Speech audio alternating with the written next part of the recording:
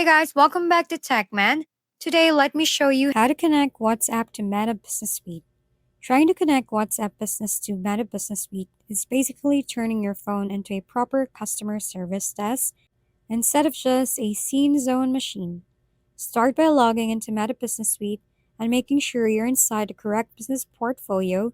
Head over to the left sidebar and open Settings, then go into Accounts and look for WhatsApp accounts. If nothing is connected yet, you'll see an Add button waiting for you. Click it and choose whether you want to create a brand new WhatsApp business account or link an existing one.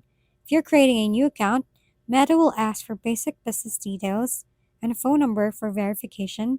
If you're linking an existing account, just enter your WhatsApp business number with the correct country code and follow the verification steps. Once the code is confirmed, Meta will sync the account into your business portfolio.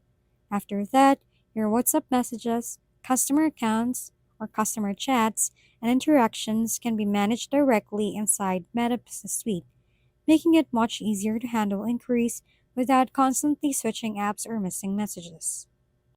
If we've been helpful, kindly give us a thumbs up and don't forget to hit the subscribe and bell button for more contents. For any questions and suggestions, comment down below.